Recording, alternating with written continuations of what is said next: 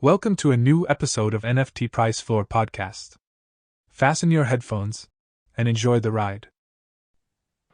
All right, guys, as we're setting up the room here, I posted up in the nest up top some links to some of our guests.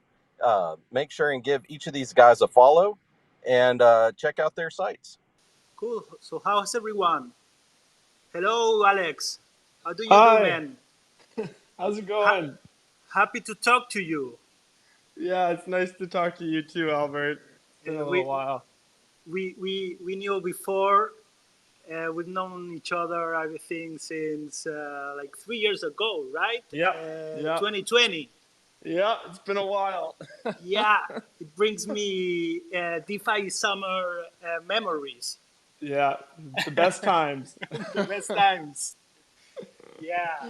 Totally. Thanks for having me today. Yeah, pleasure, man. Hey, Adam, it's great to have you, NFT archaeologist. Love your work. I appreciate you guys. Always happy to chat Pepe's. So we got some great people in the space. So excited to dive into it as always, man. What's up, Jake? How do you do? Yo, what's good, man? Excited for this. Excited to be talking with Alex, Grilla, Joe, meeting Albert, and talking with Adam all the time. Love Pepe's. It's something that never ages, and it only continues to grow. Cool. Skrilla, what's going on, man? What's poppin', Albert? What's up, everybody? Peace. Thanks for being here, man. No doubt. It's a Thanks pleasure. for having a Pepe conversation and inviting everybody. And Joe, what's up, man? What's up, guys? I'm sitting here at the beach drinking a strawberry margarita. So Oh my God. might be a little. Wait, Joe, what beach you at, man? I'm at the beach too. I might be seeing you right now. Where are you, bro? I'm on the beautiful beaches of Rhode Island. Oh, Rhode Island. Oh man. Well, I can't top that. I'm down in Costa Rica. We're at the beach this week, celebrating the 4th at the beach this week. So Awesome. but Rhode Island, I'm sure it's nice this time of year. Yeah, we got like 3 months of niceness. So we're right in the heart of it now. Cool. It seems like a good plan down in Costa Rica, eh? Adam, they celebrate 4th of July in Costa Rica? No, but I do. So it was a good day yesterday. Are you with the expats down there? Yeah, we live in the city now, but we still have our beach place. So, kids are on vacation, had from some friends of the family visiting. So, yeah, it's kind of a boys trip. We got a bunch of my kids' friends down here. And so we did some pool time this morning, and they're sitting, believe it or not, because I'm on the space. I was like, I got a space to do. So they're inside playing on their Oculuses. So it's like quite hilarious. They were at the beach, but they're playing on their VR headsets. So living the dream, baby, living the dream. I got married in Costa Rica. I'm going back there next year for our 5-year anniversary. Oh, nice, dude. I love that shit. We got to hook up. Where do you like to go when you come down? I've been to the central part where like the volcanoes and like the woods and or whatever, the jungle, and then I went to the playa area. We got married at one of those spots up in like the top of the mountains. I can't remember the name of it right now. It's like a kind of a well-known wedding. Did you go to like Tamarindo? Did you go like there? Was that where you got married? I didn't go out. No, I didn't go to Tamarindo. We stayed we got married like 30, 40 minutes north of Jaco up in the jungle mountains up there. Okay, cool. I forget the name of the place, but it was dope. Cool. Well, I'm down in Manuel Antonio. If anybody down here in Manuel Antonio right now, hit me up. I love it down here. Just, monkeys, awesome jungle, beaches, macaws. It's pretty fucking amazing, really. I get sick of, you get kind of sick of wherever you are, but still seeing like we got a kid here. It's like his first time ever seeing monkeys and stuff, and to see people get psyched about it again. It's pretty cool. You got frogs down there? Dude, so many frogs, fucking frogs, just like endless fucking frogs, man. Great segue. Seriously, endless frogs. Like I've literally had people stay in my house and been like, "There's a frog in the house." It's like, dude, it's fucking the jungle, bro. Get used to it. Yeah. So let's chat some frogs, man. Let's go. Hey, I want to do some quick introductions that I found. With Jay Gallen. He's the host of the Jay Gallen podcast. Has the NFT product at Emblem Vault. He's a crypto native entrepreneur. He's also an NFT archaeologist, and he's been featured on Sotheby's, NFT.nyc, and over 50 podcasts. Been involved in the crypto industry since 2017. Let's go.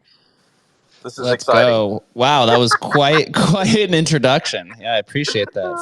Forget how crazy some of that stuff was. I forget about the Sotheby's auction at times. Wow. Jesus. Yeah. Now, Gus, man, you are like the whole thing for you is NFTX liquidity. I'm telling you, brother, and an NFT collector. Let's go. Hey, and a light blue Pepe Hey, at man. that. Yeah, it's throwback to my old Squirtle days. So is it Goss or Gus? What's happening with that? It's gauze. Gauze. All right, very cool. Yeah. Hey, Joe, I don't know if you've ever done this, but we used to Google ourselves, but now we can Bard ourselves. I threw you into Bard, and this is what it said. I'll give you a brief rundown. It says Joe Looney's a mechanical engineer and blockchain developer who founded Rare Pepe Wallet, a platform for buying and selling and trading rare Pepes. It ends by saying, in short, Joe Looney is a pioneer in the field of blockchain technology, digital art. His work with Rare Pepes helped popularize the concept of NFTs, and is still working on projects that are pushing the boundaries of what is possible with blockchain technology. Dude, that's what Bard says about you. Isn't that awesome? That is awesome. I'm surprised it doesn't tell me I'm a former NFL player for the Dallas Cowboys. Yeah. Well, no, yeah. Different Joe. Right. Looney. Yeah, I skipped that one. And And a Bitcoin and a Bitcoin astrologist as well. yeah, that's right. And then Rare. No, that's great. I haven't. Yeah, that's good. I haven't used Bard. I'm a Chat GPT guy, so Yeah. I'll have to check that out. And Rare Skrilla, man, I did the same thing with you. In fact, it doxed you, man. It says pseudonym of Jason, and I don't know if you are doxed, so I'll just leave it at that. Is that right? I'm not Jason. That's wild. Oh, we got some hallucinating. Dude, Bard is wrong all the We time. got some dude. It is hallucinating. literally like wrong all the time. But it does. All you got, yeah. It does say you're a pioneer in the field of blockchain technology and digital art. That you're pushing the boundaries of what is possible. You're a talented artist and technologist. Man, it lifts you up though, regardless. Regardless if you're not Jason, it lifts you up. So let's go. I wonder if that's where the spammer that's been trying to dox me and everybody's replies telling them my name and my fake address. That's right. If you want to be pseudonymous, you need to spam the wrong name yourself. Then that way the LLMs are just going to be totally confused. Well, let's talk Pepes. Exactly. Let's go. Yeah, let's put some context in here. Let's talk about a bit about the history of the cartoon, right? The cartoon by Matt Fury that appeared first time in the comic Boys Club. So, yeah, what can you tell us about? Put some context, a bit of history about the character of Pepe the Frog. I mean, it was created by Matt Fury, Boys Club comic, but yeah, I mean, it really took a life of its own when the internet kind of took Rare Pepes under its wing, in my opinion. A few years later. For the rest of you guys, like obviously Pepe is your life, and so how did it start with each one of you guys? Interestingly, Pepe was actually an Argentine cartoon character in the 80s. Yeah, that's true. Yeah, you guys can look it up. In fact, I think Alex Jones. I think like someone tried to sue him, or there was some lawsuit regarding. I think Matt Fury tried to sue him because he tried to use a Pepe meme, and he actually argued in court that the lawsuit wasn't valid because the Pepe meme started with the Argentine cartoon character Pepe the Frog, and not with Matt Fury. Yeah, Pepe's I think. Sorry, I think Fubazler. I think that was you talking. I think that original one though, it was a slightly different frog, right? Like, it's unclear whether that was actually an inspiration for Matt Fury's, but I'm probably one of the lesser educated people on Pepe here. Yeah, it might have just been an insane coincidence because I mean that Pepe the frog it's green. It's a frog. It's called Pepe. Yeah, it's green. It's a yeah. Well, frog. I mean, that's the shit. That's Chatelet too. Remember the Chatelet album, Pepe, where it's like an acronym for something. It's like weirdly coincidental. There's like all these like random Pepe frogs from over the years. It's all a big conspiracy. That's right. It's like Stan Lee in the Marvel movies. It's just going to be popping up all through history. I But think. yeah. Oh, sorry. Go ahead. No, I was just gonna say. I think for me, it was really like it. The thing that drew me to Pepe was Rare Pepe, and that was the meme that like I was familiar with, kind of like going into like Rare Pepes when Mike dropped the Nakamoto card on us. Um, the whole idea of these like rare memes, I think that was like, and Pepe was really the first fake rare meme that's turned into a real rare meme, and then it went back to a fake rare meme. So um, it's kind of done the full circle there. Yeah, for me, I think I'm probably a bit of an outlier in this group. I found out about Rare Pepe early 2021. I had already like gotten pretty into CryptoPunks and autoglyphs and kind of the Ethereum NFT space, and I was just really keen to like collect a lot of the big early NFTs. And I found about Rare Pepe. And then yeah, I just started buying it up, and I kind of see myself, I guess, more of a like investor. And then also, obviously, I'm a dev as well with NFTX. But yeah, I doubt I know as much history as the other people here, but I do have very strong conviction in Rare Pepe, like as an asset and as like a shelling point in the NFT space. So yeah, definitely extremely bullish and love the vibes. Do you want to share your story about your Nakamoto card buying experience? You have a very interesting experience. Fuck. I didn't want to, but I'll make it really quick.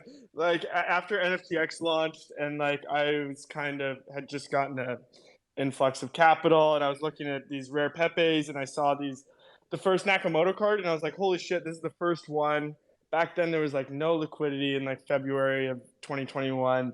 I was trying to find them for sale. I couldn't find them anywhere. I didn't really know much about rare Pepes, so I found a guy with like three of them, and I wanted to buy two, and he said no way. And then we ended up I bought it for 200 ETH, and I got a second one because I thought Fubazler would want to buy it off me for 200 ETH, but then he didn't, and he managed to find one for sale that evening for like 5 grand on Counterparty. He actually found a few, and he was nice enough to kind of send me the link on one of them. So I think that day I spent 400 ETH on two Nakamoto cards and about 2 ETH on the third.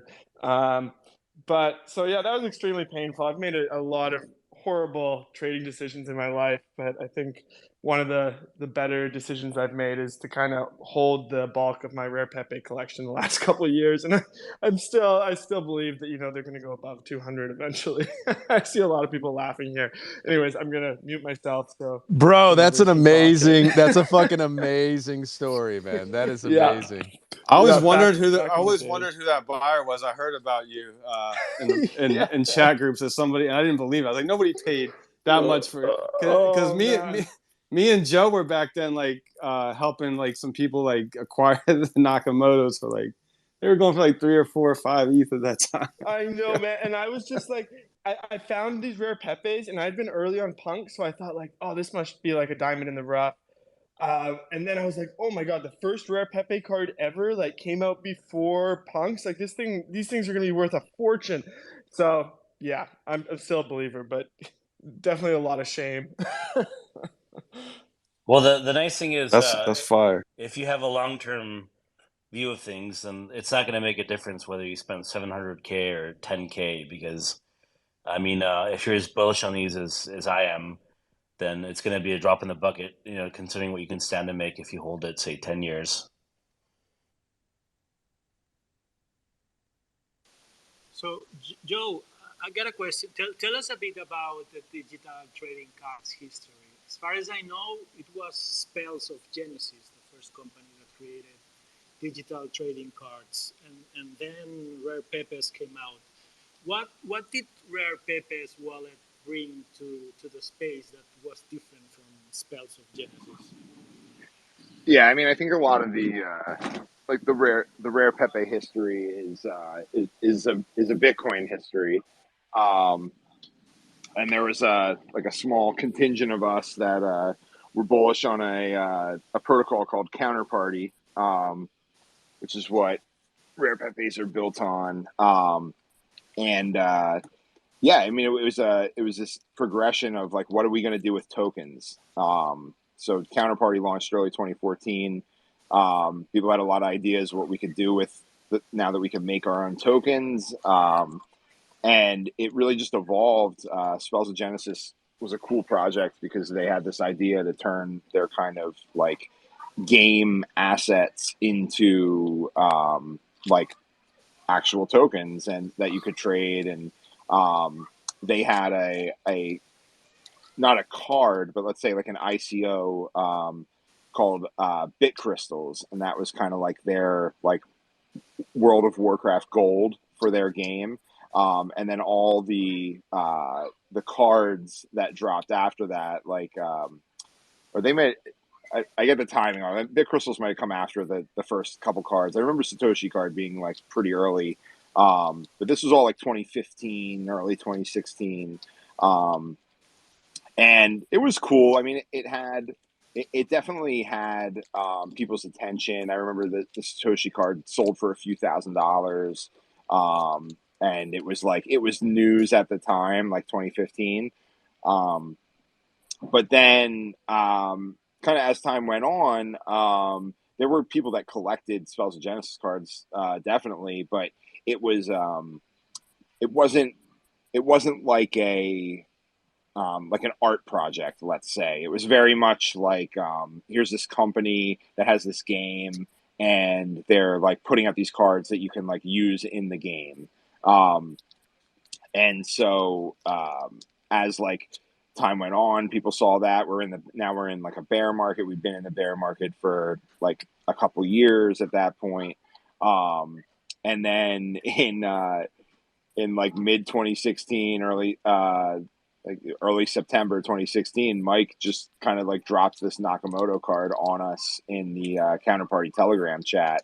It was like, hey, I made this rare Pepe, and it was rare Pepe. The cool thing with Counterparty is um, the tokens have these kind of like vanity plate like names, and so it was like literally rare Pepe, and it was the Nakamoto card, and it kind of I mean for me it kind of clicked right away. That was like, oh, here's this like wacky meme that we all know, and it's rare. It's actually rare. Um, hold on, dude. And I'm also with my kids at the beach, so my oldest decided he's going to sit with me while I'm on this spaces. Um, I, so yeah, it was kind of this like this kind of like let's say like like light bulb moment, and like, oh, like anybody can make these tokens and make them trading cards. Like they don't have it doesn't have to be this company that's putting these trading cards out. Like anybody could make them. And that was kind of like the real shit like inflection point, I think. And then all of a sudden everybody in the or maybe not everybody, but a bunch of people in the Counterparty chat wanted to make these rare Pepe cards. Yeah, so we just kind of started, and then with Rare Pepe Wallet, it was I had built a couple wallets over the years for Counterparty, and all of a sudden I had a thing I could build a wallet for specifically that people were like interested in using immediately. I took a wallet that I had already built and just reskinned it and made it the Rare Pepe wallet, so you could kind of like collect these trading cards. And it was right around the same time that Book of Orbs came out for Spells of Genesis. So it was cool because then Book of Orbs integrated like this like secret way to have rare Pepes show up in Book of Orbs too. So it was like this kind of cool, like timing wise, it all like really worked out for everyone to, and people looking for something to do. Like we've been in a bear market for 2 years, so like people are kind of getting bored with crypto a little bit, and so this was like this fun thing we could all do. It wasn't very expensive. Everybody could make their own. You could all participate. You could trade. You could make your own. Like it was it was kind of this fun platform that everybody in these that had stuck around in these chats for years could kind of do it within crypto and have fun doing it, kind of like mocking themselves at the same time. So I see Adam raising his hands. I'm curious what his question is. No question. Actually, I just wanted to give you some flowers, just because, like we all see it with whatever, with ordinals or inscriptions or any of the 20 other things that have happened over the last year, like how important a wallet is, right? To the growth of a community, right? It's like it's just a critical piece of infrastructure for a community to actually be able to share, buy, sell, trade, and grow.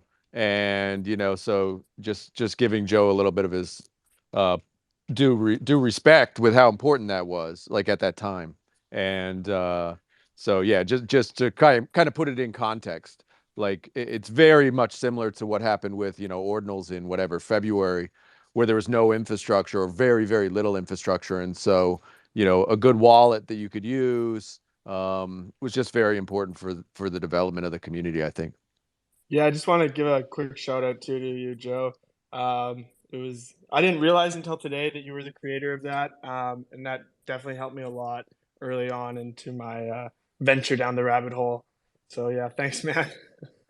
Awesome. Yeah, that's great to hear. I'm like, it's funny because it was totally unintentional. It was like I was like building stuff in the space that like 10 people would use. Like it was kind of like building it for myself and see what I could build. I loved Counterparty because I could just use Bitcoin libraries and like write my own scripts for like how you kind of like talk to Bitcoin in a way.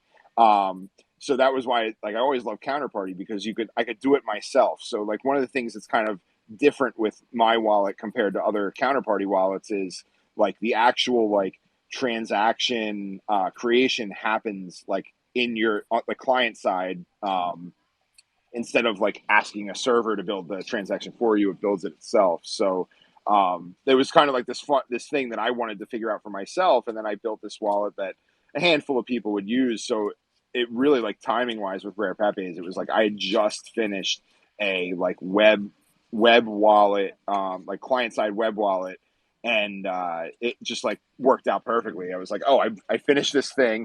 Now we're all interested in this other thing. Why don't I just make a like specific Rare Pepe wallet? And I was able to get that launched within like 2 weeks of Mike dropping that initial Nakamoto card. And I think that it just like really helped kind of visualize what we were doing. I think that was the thing that was kind of had been difficult up to that point. And even with like Spells of Genesis stuff, and like credit to them, they were like Book of Orbs came out like within like a week or like a few days. I mean, it was very like me and Christian were kind of building these things like at the same time, and all of a sudden you could like see these cards in your wallet. And I think that helped a lot. Just like it's not just a name, it's like it's a thing. It's this like this, and it like I really felt like it was important to make it like feel like a trading card. So that's why you can like flip them, like in the Rare Pepe wallet, you can like flip them around. Like it just like feels like you have this collection of cards,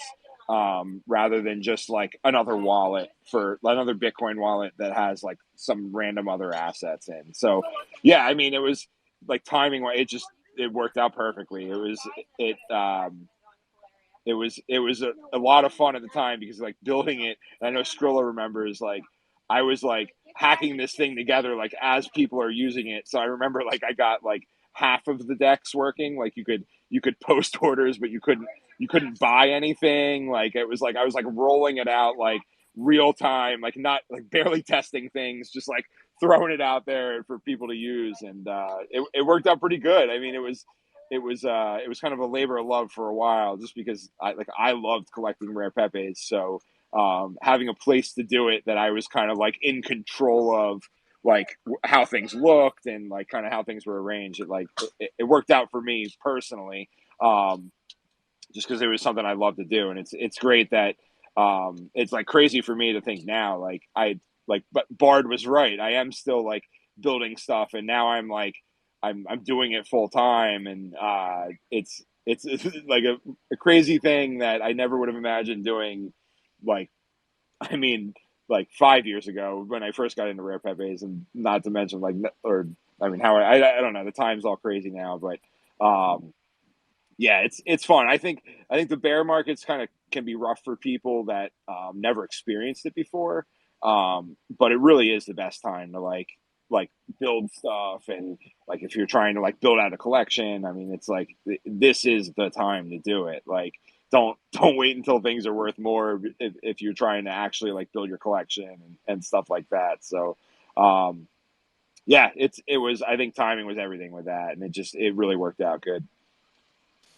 Yeah, and like to Joe, what's probably hard for people to understand too is like if you go back then, like there was no like the image was just on Telegram. Like the images were just shared within Telegram, and then you're like, this token name over here is what the card is. Like it was like marrying the art, like it's very conceptual, like marrying the meme, the art, whatever, with the token name. Like if you just had the image, you didn't have the full art.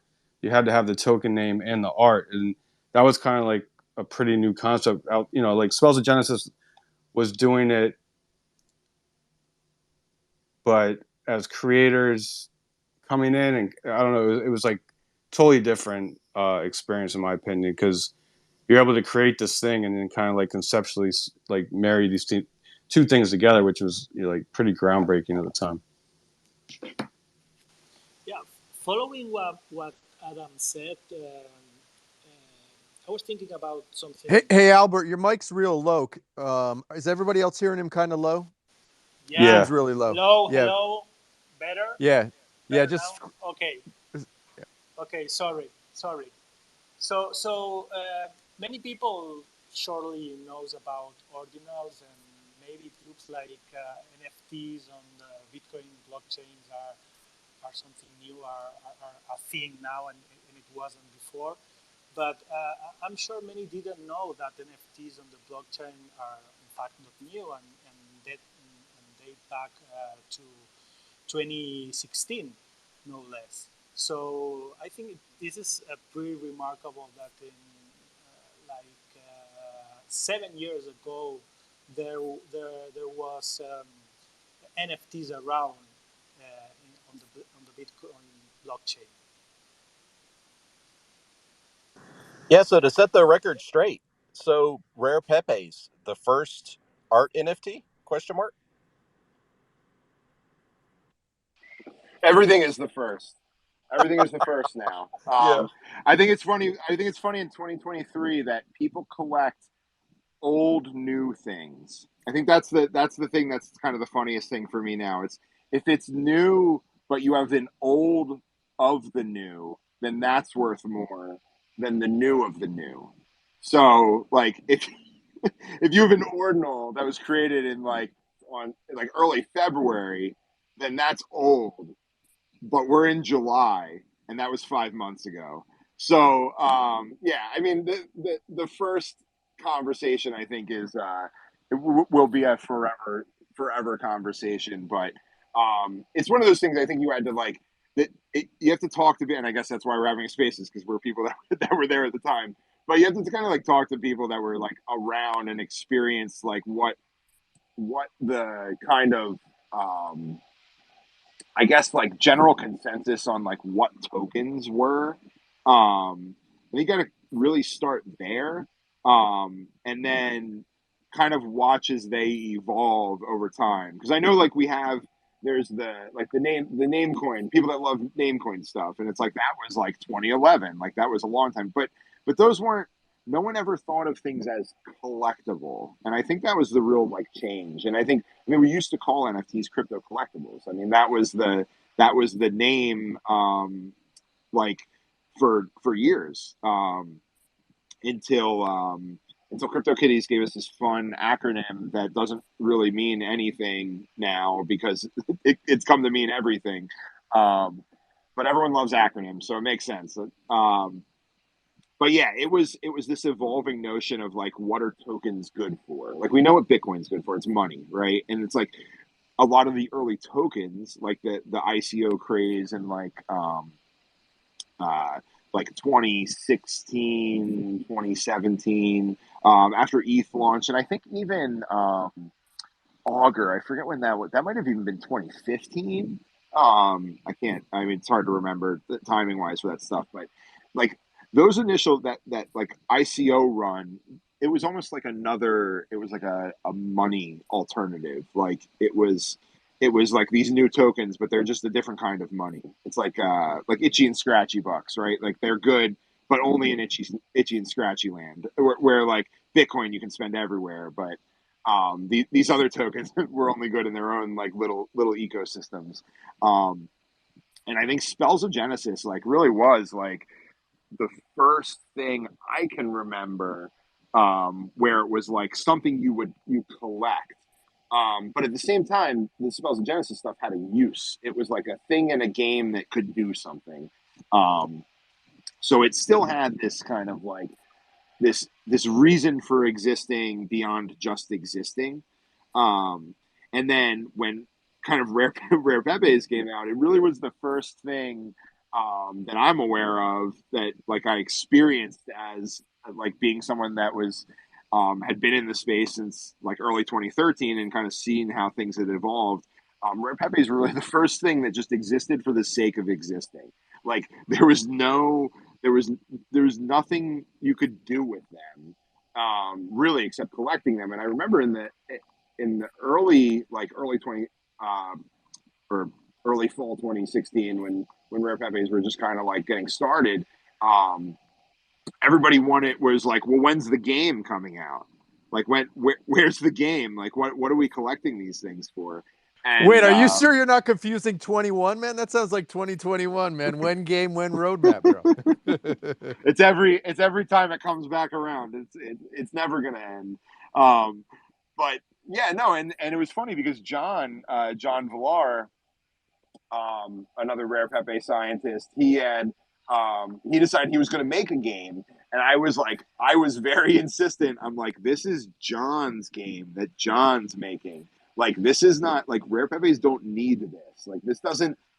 This doesn't like it's cool. Yeah, I want to see it happen, but it's not necessary. Like Rare Pepes don't need a game. We can just collect them. Like people can make them and we can collect them. And like I built my like pretty much my entire collection on just creating cards, like selling them for Pepe Cash and XCP, and then buying other cards.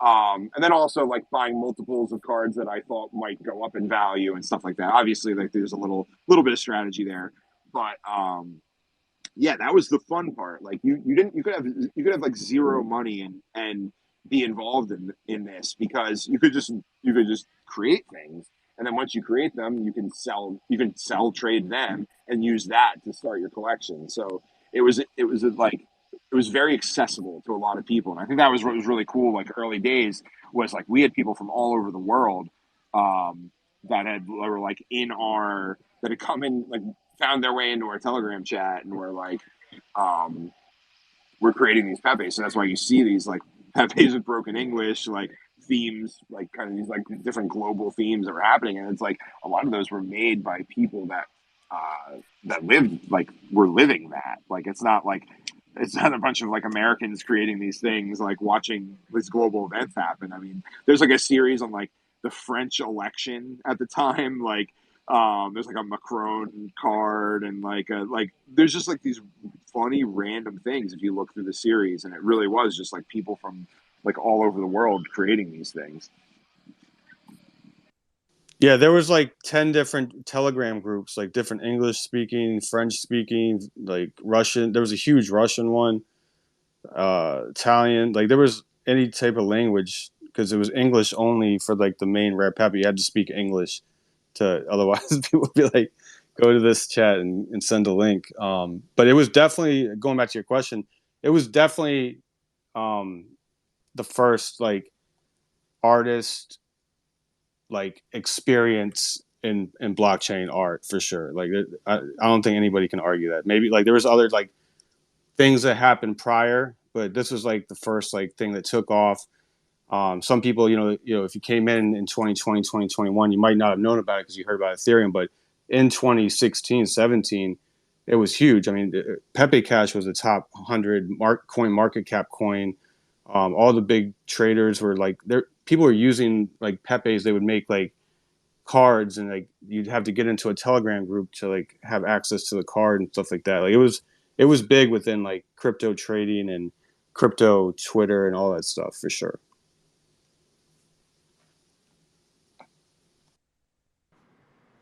Yeah, it's so wild. And Jake, let's swing over to you. So you solved a problem. So tell us about Emblem Vault and how you got involved with being able to solve the problem with how to get a Pepe.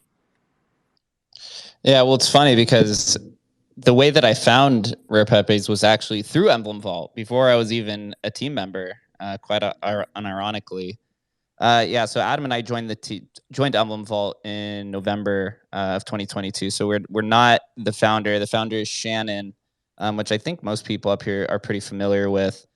But yeah, kind of just how I found Rare Pepe was 2021. The Pepe community, who's always first to the scene on everything, found a way to put Rare Pepes inside of a vault and then sell them on OpenSea. And this is kind of like the early days of Emblem Vault, where there was just tons of fraud and tons of ways to sell empty vaults and stuff like that. And I actually purchased an empty Rare Trump vault. Was my introduction into Rare Pepes, unironically. But yeah, what Emblem Vault does essentially is puts a counterparty wallet inside of an NFT. And this is kind of like a huge breakthrough idea that's now evolved kind of into this thing of curated collections, which was kind of a long time coming. So if I could just describe, if people aren't familiar with Emblem Vault, right now on OpenSea, you could go to the Emblem Vault Legacy Collection, where it's 50,000 NFTs that represents, I don't know, like 100 or so different collections from 12 different blockchains. The experience is, it's quite rough. But in this 50,000 collection, 22,000 of those are Rare Pepes. So it's by far the largest community, like by far. And so we've now created something called a curated collection, to where we basically assign a smart contract to that Rare Pepe collection, and now they'll exist as ERC 1155s, because that's very similar to how Counterparty is, because you basically issue additions. For the most part, you can't do one of ones. And now what we're doing is beginning next week, we're hosting a migration, which we're going to be moving these 22,000 Rare Pepes into the Rare Pepe curated collection.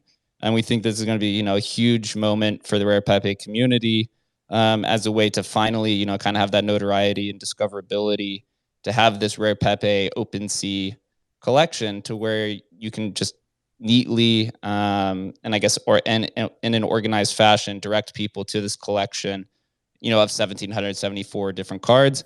And from there, it's cool because we finally have the ability, and the Pepe community does, to build on this idea of memefi, which Rare Pepe community, is kind of leading the charge, at least from what I've seen, taking these Rare Pepes inside of vaults and issuing, fractionalization against it, or creating the Rare Pepe bag, where the Rare Pepe community puts, Rare Pepe cards inside of this vault and then takes a token to buy more. And I believe it's like almost a top 20 collection. We've also talked with Gauze of trying to create Rare Pepe pools on NFTX. And this idea of memefi really is born by the Rare Pepe community. And they've kind of always been on the frontier. So yeah, it's a really exciting time for that. And props to Joe, Skrilla, Fubazler, and everyone at Nardo down there, who's really kind of pioneered the way for this. And also just not been afraid to, move across chain and really experiment with things, especially at a time in the early days where, Bitcoin maximalism, especially in 2021, was really at like an all-time high. So to really kind of lead the charge to it and take the Pepe culture and move it to Ethereum or allow it to exist on Ethereum simultaneously, I think is kind of like a huge thing that's kind of overlooked of the Pepe community of like pioneering culture. Degaz, did you have something to say? Yeah, I just wanted to follow up, and if you're done speaking, and just kind of talk about really briefly how much I think Emblem Vault has done for the space. Yeah, shoot. Yeah, I mean, I think it's super fascinating how Rare Pepes were born on Bitcoin and lived their whole life on Bitcoin counterparty. And then we saw this real boom in the Rare Pepe space once they started being bridged over to Ethereum and sold on OpenSea. And I think that was just a result of Ethereum having higher NFT trade volume. But it's a really cool phenomenon, I think, and it shows how NFTs, or at least NFTs with some sort of Schelling point, either cultural or historical, they're very anti-fragile, and they can almost be more anti-fragile than the blockchains that they are on. So, like, a lot of people talk about Bitcoin versus Ethereum, and I think it's really fascinating to think about how it would actually be possible, for for Ether to flip Bitcoin, but for Rare Pepes to actually go up in price, because they're sold both on Bitcoin and Ethereum.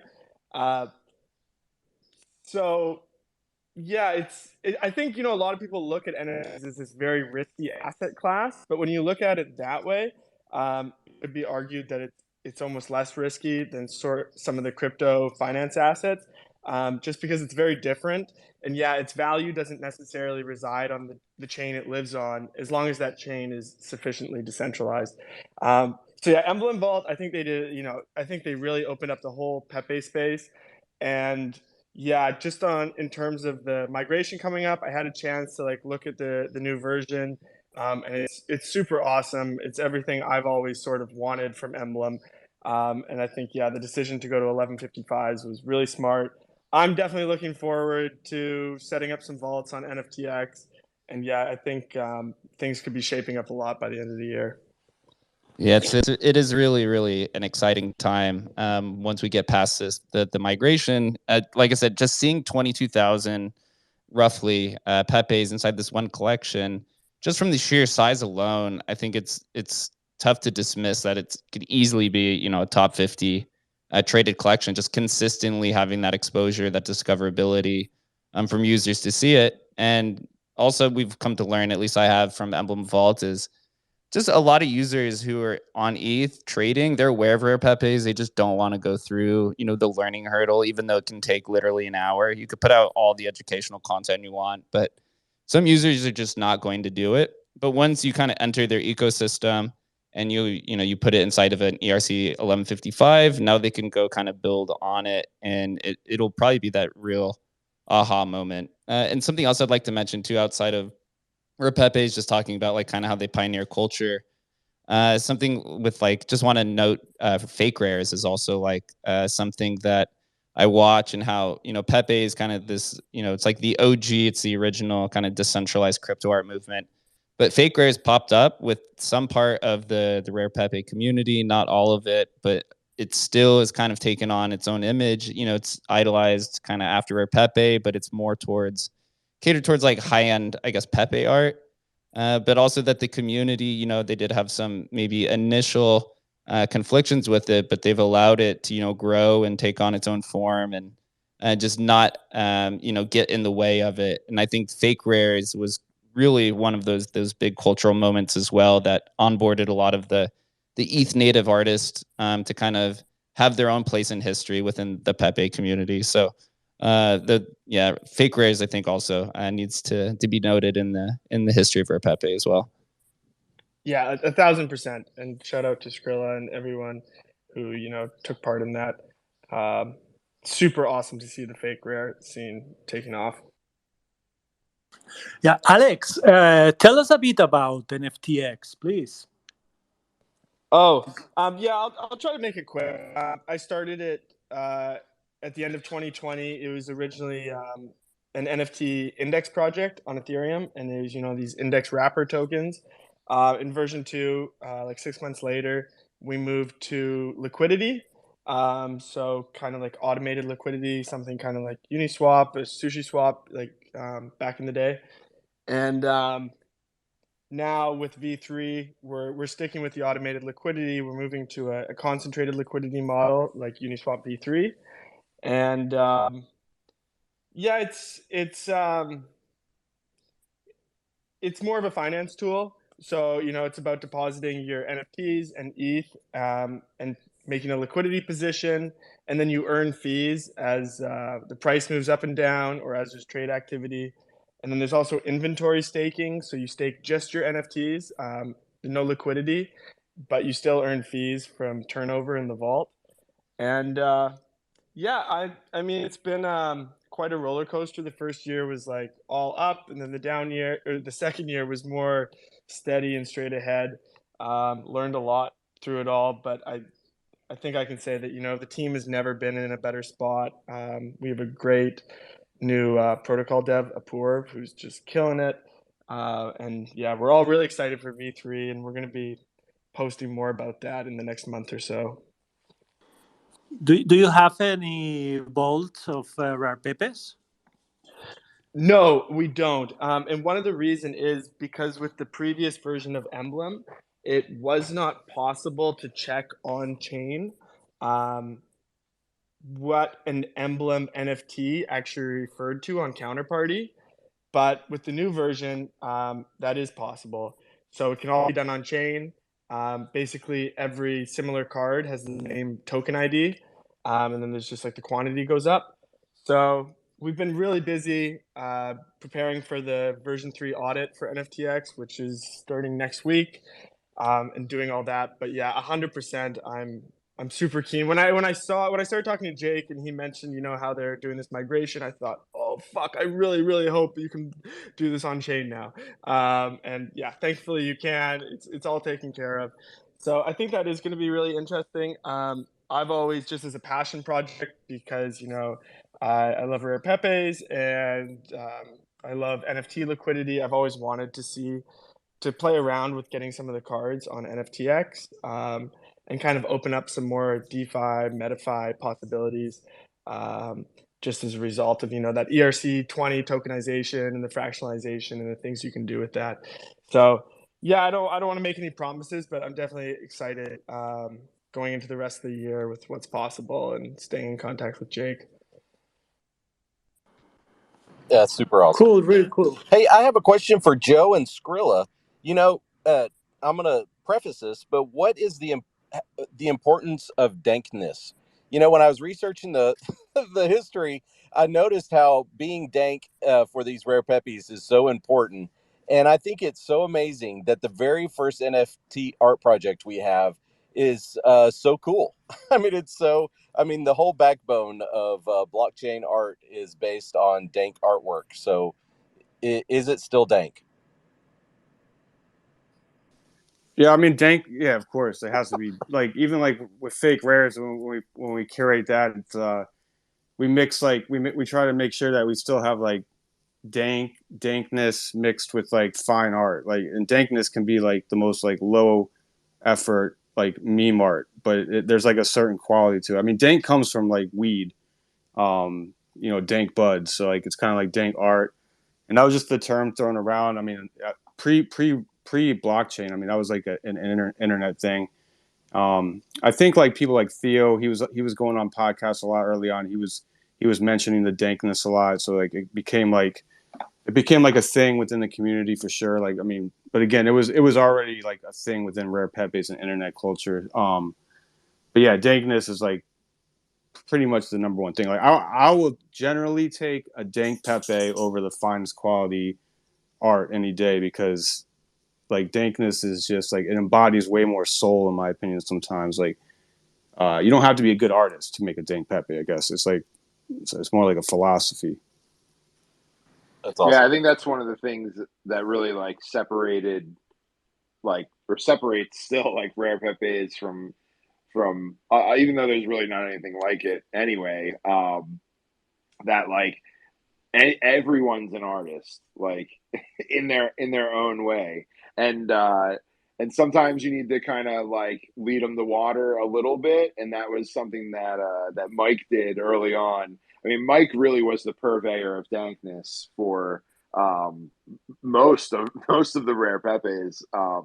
The It's something I think not a lot of people realize, but the first 1,000 Pepes were hand curated by Mike, just Mike.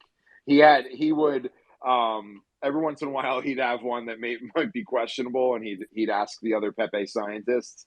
But yeah, so a majority of Rare Pepes, the first 1,000 were hand curated by Mike. You would literally DM him on Telegram and send him your Pepe directly, and he would inspect it for rareness and dankness before it would end up in the directory. So even I, as the wallet developer, didn't know what Pepes were coming, and it was great. He would hand edit a JSON file that he hosted on his like janky WordPress site that he put together, and the wallet would just read from that JSON file. So I would like go to bed and wake up in the morning and check the wallet, and there'd be like new Pepes for me to that I needed to collect. So it was a really fun time that probably that first year. I mean, that was really like the first year of Pepe's until John built us the bot where we could the scientists could vote on Pepe's, and I use the term voting very loosely. It was very much a curation thing. It was really only to flag like potentially like questionable Pepe's and prevent them, or at least have a discussion about them before adding them to the directory. So a lot of credit to Mike. A lot of credit goes to Mike. I mean, I mean, I built the wallet, and I mean, it was that was kind of my what I kind of brought to the scientists channel. In addition to a couple other little like quirks that we did, like separating them into series and stuff like that. But Mike was he was the curator for a majority of them. So got to give him a lot of credit for the timelessness of the directory itself, because he was the one that he would if it wasn't dank enough, he'd go back to the artist, and he'd say, you gotta work on this some more, and or you got to submit just something else. This one's not going to cut it. But I don't think there was ever an artist that burned Pepe. So burning Pepe Cash was the way you got into the directory, or at least paid the fee to get considered to be in the directory. And I don't think there was ever a time where someone had burned Pepe Cash and didn't eventually get a Pepe in the directory. It might not have been the first one that they sent in, or the first variation of the one they sent in, but eventually they got it in. So yeah, a lot of credit to Mike there. It was it's funny because I still look at I'll look at the directory. I mean, I'm still trying to build my. I have a large collection, but there's still Pepes I'm missing. So I'll go through it a lot, and I still see Pepes that like I feel like I've never seen before. And it's like just like going back through the directory. It really is like it is timeless. I think it's one of those things that like we'll look back on years from now, and they'll still make us laugh. Certain ones will make us laugh, and like the ridiculous ones will still be just as ridiculous. So yeah, I think that it kind of took all of us kind of contributing in our own way to kind of like make it what it was, and that was really what the project was. I mean, it was because it was pre NFT mania. I mean, it wasn't like there was a ton of money to be made, at least at the time anyway. So you really had to be doing it because you wanted to, and you thought it was fun. So I think that really helped with the quality and kind of the culture and the community that we built over time. Yeah, and Mike was a meme master. Like he's literally one of the greatest memers. Like people be like, why didn't Mike create so many cards? well, Mike was doing what Joe just said, but he also was creating like memes nonstop. Like you see all the early memes that didn't get tokenized or minted. You know, I know me and Joe have large collections of these memes that he made, and like it was like, you know, they're really good, and they helped like, you know, invigorate the community. Like he was always producing memes. You know, I think a lot of people, I could definitely say I learned a lot about memes from Mike. Mike was like the, you know, he would like easily give you like tips and like, nah, this me, like if you're just trying to make a meme of like to promote your card or something, you know what I mean? He was like, nah, there's too many words on here. It's just, you know, very few words. It's got to look like you made it in 5 minutes. Like shit like that, like that still like, you know, resonates pretty heavy with memes. Like you can't look like you put a lot of effort into a meme, like generally.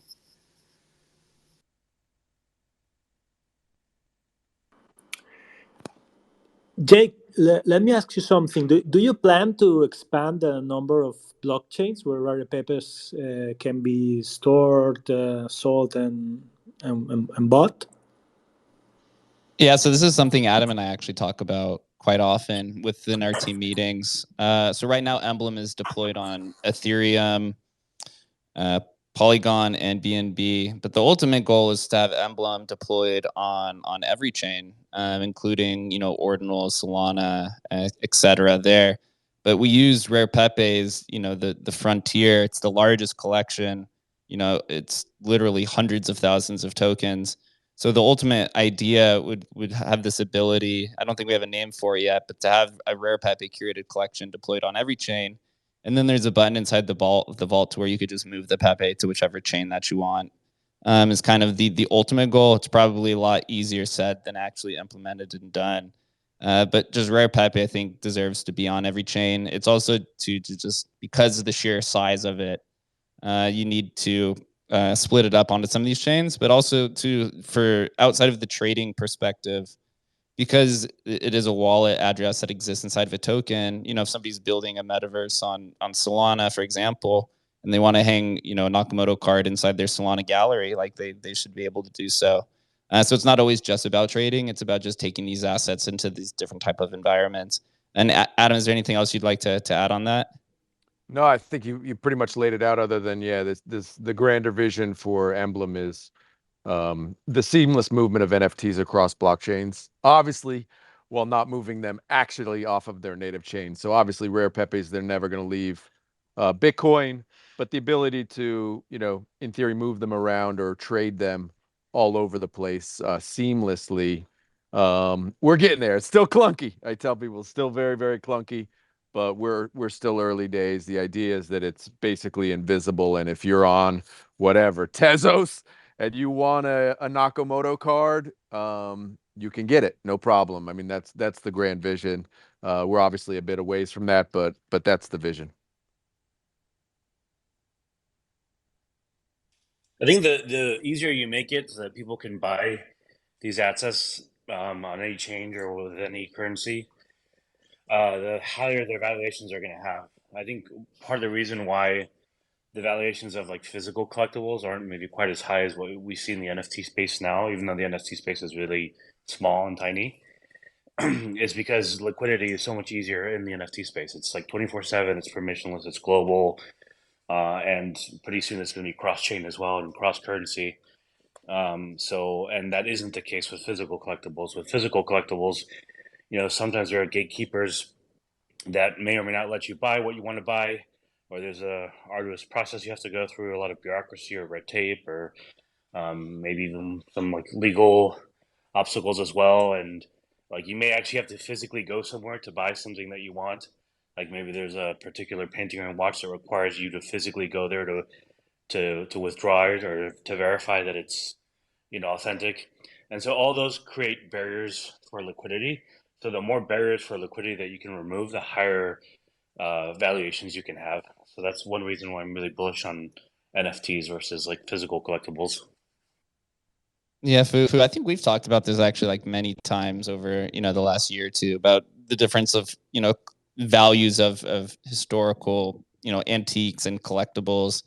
It does introduce, an interesting idea that if you can get Rare Pepe, or when we do, get it to 5 to 10 different blockchains, that's easily accessible. It does create like arbitrage opportunities, and we kind of see this already happen with Emblem between whatever collection it is that we bring over. There will be traders who consistently vault and unvault these assets to kind of like to profit off of that little bit of spread. And so you can kind of see this like, this kind of rotating future where wherever the meta is on whatever blockchain that it is, wherever the momentum is, you could see like Rare Pepes moving over to that chain and kind of maybe being the central spot for a little while, and kind of have this like, this kind of just like frog herd or pond, I guess you could say. It would be like the existing area for a lot of these Rare Pepes. It's fun to kind of speculate on it. I mean, it'll be interesting to see once it's actually implemented. But yeah, you could see a future where certain types of Rare Pepes exist on certain chains, maybe because of whatever that meta is, or the different type of technologies. It'll be a fun future. Yeah, it's pretty. Yeah, I mean, imagine.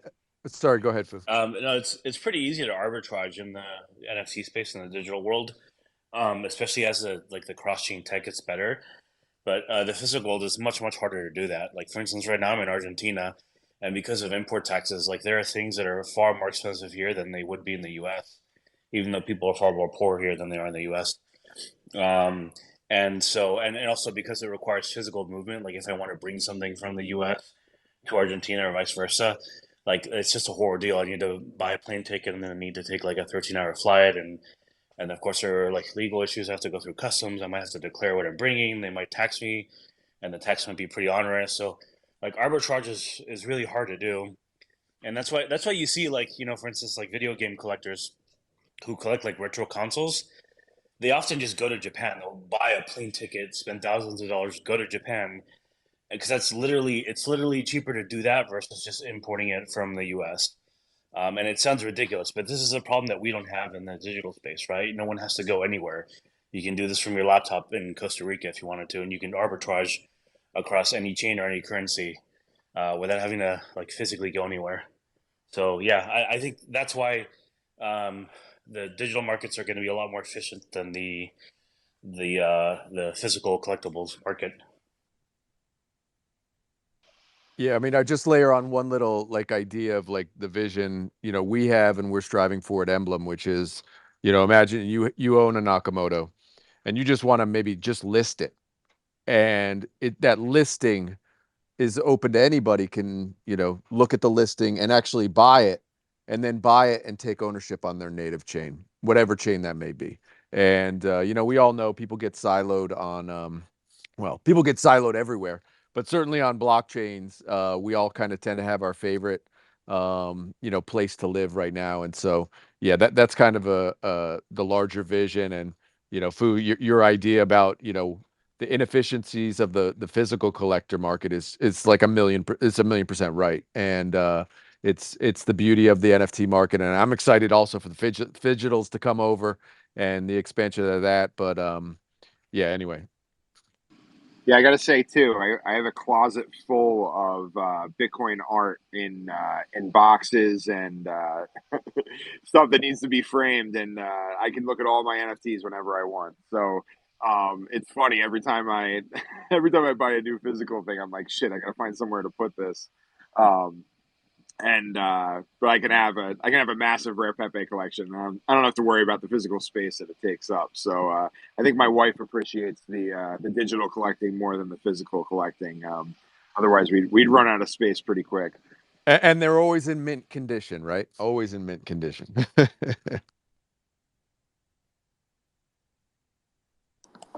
Okay, guys, I think we're going to wrap it up. It's been a pleasure to have you here, and thanks again for being here, all of you. Fantastic conversation. Happy to talk to you, Alex. Nice to hear your voice for the first time. Yeah, thanks for having me. I just want to say really quick that this has been a great experience. I don't have a ton of knowledge on the backstory of the Rare Pepe scene, so it's just been touching, honestly, to hear about it, and like that whole stuff about dankness. I love it.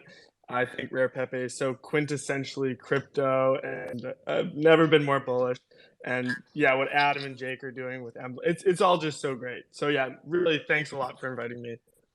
Yeah, we had a whole conversation on the meaning of dank today with Mars, right? Yeah. So finally, we know for sure what it means. Hey, and we can all inherit it too as part of blockchain. It's our history. I think it's awesome. Thanks again, guys. Okay. And shout out to NFT Price Floor for hosting this space. This has been great.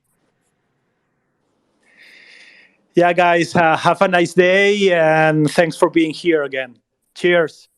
Cheers. Thanks, Thanks, y'all. guys. Had a good time. Thanks, Adam. Thanks, guys. Thanks, Bert. Thanks, Take Skrilla. it Thank easy, you. guys. Thanks, Jake. Thanks, Scott. NFT price Thanks, Joe. for the win. See you guys. That's right. See you Thanks, Lou guys. Bosler. Glad to have you on stage, man. Thanks all.